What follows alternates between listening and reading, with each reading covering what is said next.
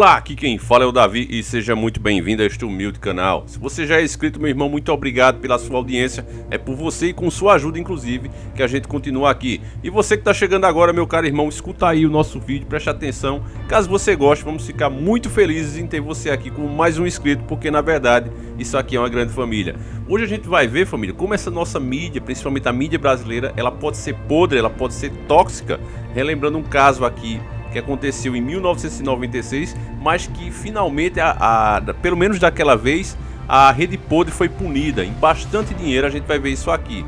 Agora, uma coisa também que vai servir para mostrar os despertos, aquelas pessoas que já entendem que existe por trás de tudo isso que a gente vê, um governo das sombras, as 13 famílias agindo através das suas empresas, pelo meio político e principalmente pela sua maior ferramenta de manipulação, que sempre foi e ainda continua sendo a mídia.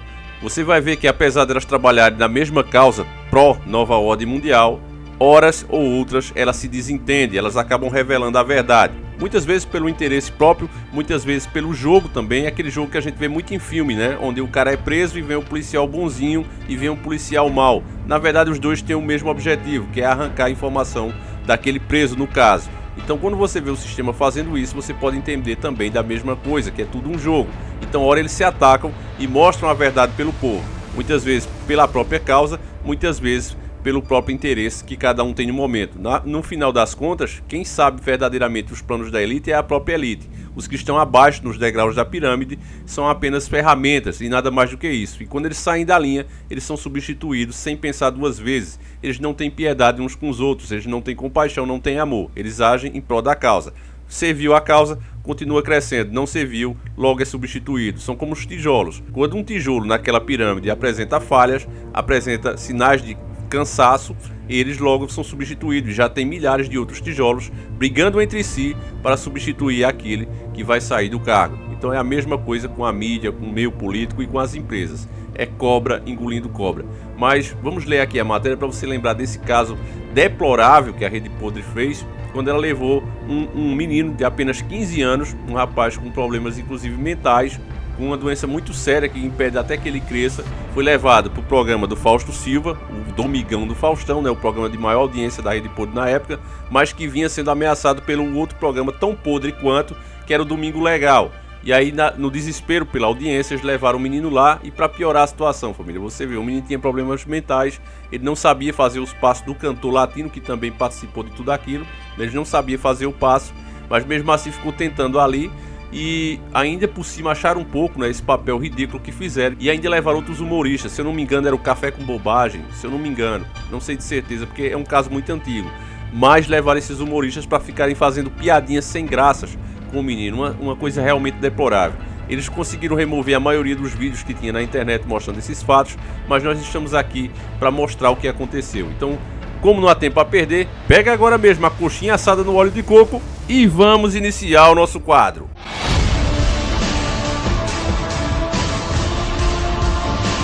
Senhores do Mundo. Domingão do Faustão na Globo. Se tem um caso que vai ficar marcado na história não só do programa, mas também na carreira de Fausto Silva, é o caso do Latininho.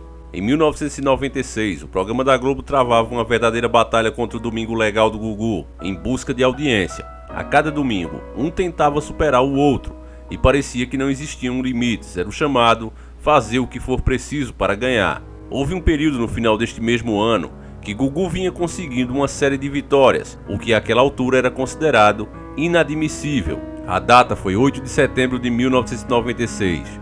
O Domingo Legal vinha acumulando vitórias contra o Domingão, e algo teria que ser feito para barrar Gugu. A produção trouxe então ao programa o cantor latino, que na época era um grande sucesso, para você ver que naquele tempo estávamos em decadência, né? Continuando a matéria, mas a Globo sabia que apenas ele não seria o suficiente, então a Globo também levou ao palco Rafael Pereira dos Santos, na época com apenas 15 anos, e portador da síndrome de Serket, falha genética irreversível que ocasiona microcefalia, retardo mental e nanismo.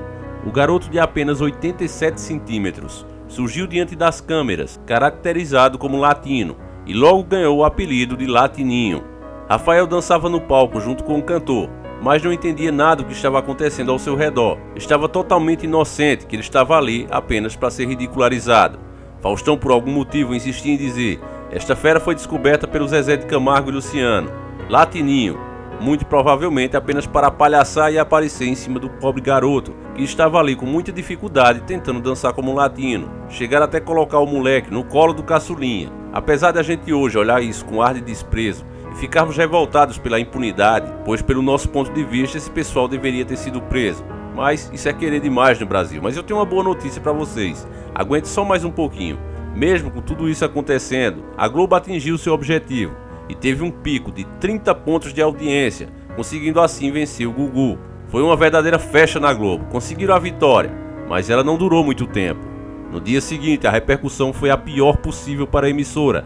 Latininho estampava capas e mais capas de jornais e revistas, mas a maioria evitava criticar o latino e dirigiam as suas duras críticas à produção da rede podre de televisão, a Globo. Eu digo aqui pra vocês que eu acho o latino tão culpado como a Globo, porque se você é um artista e vê uma cena dessa, você simplesmente se recusa a fazer, ainda mais porque você é independente. É claro que isso ia gerar menos publicidade pra ele por parte da Globo, né? Talvez eles não gostassem dessa atitude, com certeza não iriam gostar, mas o caráter tá acima de tudo, e ele mostrou que não tem nenhum.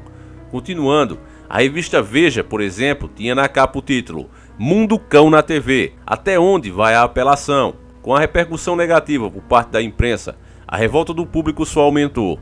Eles dão graças a Deus que não tinha as redes sociais naquele tempo, hein, família? Senão nós estava aqui para descer o porrete neles. Mas vamos continuando.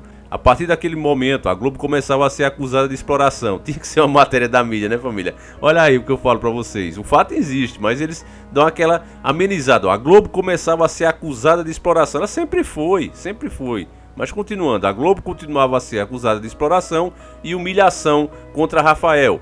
Resultado, o caso foi parar então na justiça. A família de Rafael processou a rede podre de televisão, que acabou condenada a pagar uma indenização de R$1 milhão. O caso serviu também para que um tabu fosse criado naquele instante. Desde então, nunca mais houve uma aparição de alguém debilitado pela síndrome de Sekion na TV brasileira. O caso Latininho serviu para que conceitos fossem revistos sobre até que ponto a TV brasileira chega para buscar audiência. Infelizmente, a apelação em casos similares não foram extintos. Continua até os dias de hoje, e o pior de tudo é que estão cada vez mais profissionais em fazer esse tipo de merda. Bom, família, como é uma matéria que a gente tirou aqui da própria mídia, algumas coisas eles sempre amenizam, né? Por exemplo, não foi a família, eu não vi a família do menino processar a rede podre, foi na verdade o pai dele, que só ficou sabendo que ele foi pro programa poucas horas antes do programa entrar no ar. Então, pelo que a gente sabe, levaram o menino ali sem a permissão do pai dele. Olha só, outra coisa também que a matéria não explicou é o tempo que levou para ganhar esse processo. Se eu não me engano, pelo que eu pesquisei aqui, família, eu não posso ter certeza, infelizmente, mas foram 5 anos. Então, se aconteceu em 1996, ele recebeu a bolada de R$1 milhão em 2001. E nessa época, família, o salário era apenas R$180. Para falar a verdade, o salário mínimo de R$180 naquela época comprava o que R$1.100 hoje não compra. A nossa moeda não era tão desvalorizada, o Brasil não estava afundado dessa forma como está hoje, né? Que isso foi feito propositalmente, entregando as nossas estatais, entregando tudo para eles como eles querem, como o Dr. Enéas explicou tanto, né? Brigou tanto para que não vendesse a Vale, mas estão dando todas as fontes de dinheiro do país, passando para essas empresas que pertencem às 13 famílias Illuminati e vão se apoderar do mundo e todas as riquezas do mundo, para assim poder implementar um governo único. Sendo dono das principais fontes de renda, as pessoas não vão ter outra escolha a não ser aceitar o que eles chamam de nova ordem mundial com um governo único e supremo. Mas enfim, então o pai do menino recebeu R$1 milhão naquela época, em 2001, que o salário era R$180, você pode colocar aí que ele recebeu, nos tempos de hoje, talvez 5 ou 6 milhões, talvez até 8 milhões de reais nos dias de hoje. Eu não fiz a conta aqui, mas é mais ou menos por isso. Com certeza vai ter um inscrito aí mais top do que eu, que vai explicar isso. Então, meus caros irmãos, vale a pena a gente ver isso, porque também você viu que a própria revista Veja fez matéria condenando a Globo. E isso mostra, família, que a gente pode pesquisar matérias da mídia, mas sempre filtrando elas. Se você souber filtrar a notícia, você pode ver qualquer veículo de comunicação. Eu vou mostrar também quando a mídia realmente mentiu e inventou os fatos. Se vocês estiverem interessados, é claro que aqui esse canal quem manda é vocês. Se vocês estiverem interessados no próximo conteúdo para mostrar as vezes que a mídia se ferrou por mentir mesmo, por inventar a notícia, os processos, as indenizações que ela pagaram, não só a Rede Podre, mas também SBT, Bandeirantes e todas as outras. Eu posso fazer esse vídeo aqui para vocês. Vocês vão ver que quando a mídia ela sai da linha, que ela entra em desespero,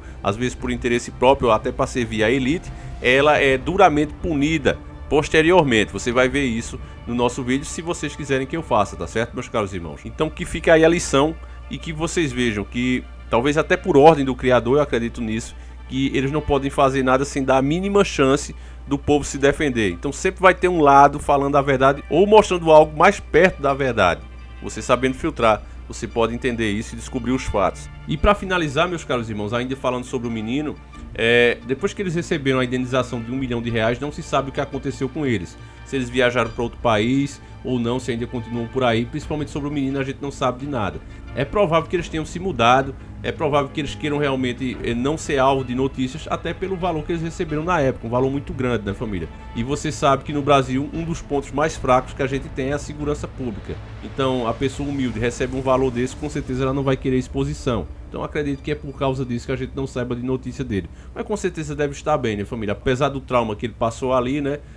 Como ele tem os problemas mentais, eu acho que ele nem percebeu muito o que realmente aconteceu. A dor maior foi para a própria família, é para nós, né, que vemos a cena, pessoas de boa índole, quando vê isso, com certeza se chateiam, não gostam de ver isso, e aumenta muito em nós a sede de justiça. Nessa hora todos nós clamamos por justiça.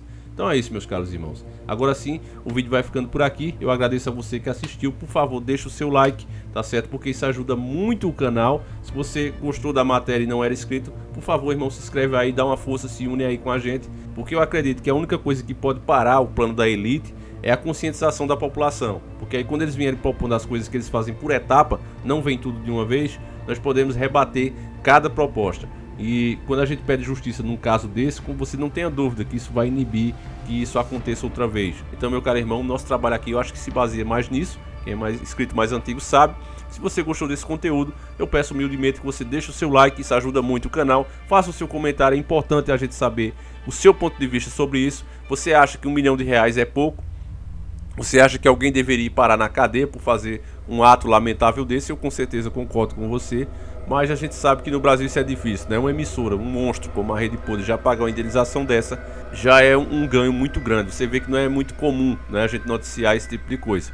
Então deixa aí o seu comentário, isso com certeza ajuda muito o canal e também mostra para as autoridades que a gente está de olho neles. Se isso acontecesse hoje em dia, família, vocês não tenham dúvida que essa indenização teria sido maior e que a imagem da Rede Podre de televisão teria sido muito mais suja do que foi na época. Vocês não tenham dúvida disso, nós estamos aqui inclusive para fazer isso, mostrar a verdade e dar valor a quem merece e botar quem não merece no seu devido lugar. Então é isso, meus caros irmãos, fiquem com Deus, a gente volta amanhã se assim ele permitir. Um abraço e tamo junto!